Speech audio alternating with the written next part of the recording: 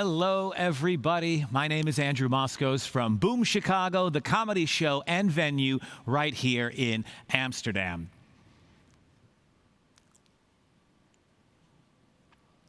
So welcome, everyone, to the second ever digital studio OnBrand. Make some noise! Yeah, that's right. It's a year later, and we still only have the crew here, and that's the only reaction you're going to hear today. The crew agreed to applaud once, and they're not going to laugh at anything at all. Remember when we had people in the audience? I remember people. People were great. Well, it might be empty, but we are back here at the Westergasfabriek, one of my favorite venues in Amsterdam, the old gasworks. Amsterdam had four: the north, the south, the east, and the Westergasfabriek. And if it was anything like today, the gasfabriek in the north had an attitude and thought because things were cheaper there, it was somehow the best. But actually, it was just boring there. That's a joke for the Amsterdammers. Amsterdammers, make some noise! Actually, that's no different. They wouldn't cheer anyway, even if they were here. You can tell Americans to make some noise, and they're like, woo-hoo! You tell Amsterdammers, and they're like, tell me why I should make some noise. Before the pandemic, OnBrand, of course, was a big event. In person. You came to Amsterdam. You loved Amsterdam. It was a great scene. Good ideas, good speakers, good presentations. You see your friends, you make new friends, and explore the city. And Binder was buying lots of drinks. Then came 2020, and for the first time, we did it digitally. It was a great event that was also strange. Speakers delivered to silence, and when they were done, we marked the moment with theme music Sting that we played all the time. And this year, the conference is twice as long.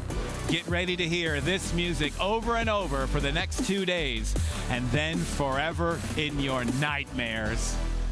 It does look like this will be our last digital year, at least. I'm feeling a lot of optimism about the near future. I want you to cheer at home. Wave your hands at the camera if you see a good rest of 2021 and 2022. Yeah, I like it. It's lit, mother uckers. Of course, I can't see you because this isn't a Zoom call, but thank you for playing along. It helps. So, let's talk about the big story this year. Say it with me. Baby Yoda. But on the marketing side, I think the big story is the fight between Apple and Facebook. Are you a customer for a €1,000 iPhone, or are you a cog in the wheel of the €30 billion Facebook advertising business? Both, of course. First, we got the shocking news that Apple decided to make people opt in to being tracked across their devices. What a power move. Apple was like, we're not getting 30% of that, so screw them. Look how they wrote the question. The first choice is even no, as in the famous expression, what do you think, no or yes? Then, in response, Facebook wrote the infamous ad in the New York Times, standing up to Apple for small businesses everywhere. Yeah, like for a little boutique advertising company called Facebook. Still, it made news. I mean, a front page ad in the newspaper is a pretty big deal. Oh, and for the Gen Z folks out there, a newspaper is where old people used to get news before Facebook. It was kind of like a daily magazine with less color. A magazine is like a book, but monthly. And, a book, never mind. So, last year, the marketing industry was all in for the future, serving relevant ads. Yeah, showing the right product at the right time to the right person. Everybody loved that. And this year, 90% of the right people opted out. And that's a failure of the industry. Hey, advertisers and marketers, how come you couldn't convince people to accept free content to see ads for products they want? I want answers today.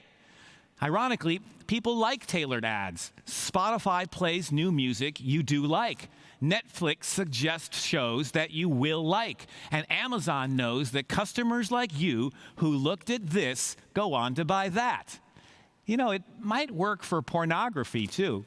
You go to Pornhub, and they say dirty, sick people like you also watch videos like this. And if you don't want us to tell anyone, send us 1/10 of a Bitcoin now. So what does that mean for our industry? Well, we are going to be together for 2 days, and at Studio OnBrand, we are going to address this and everything related to marketing, branding, and creativity. Kind of like last year, but with higher costs. I hate to know how much the rent has gone up on this place.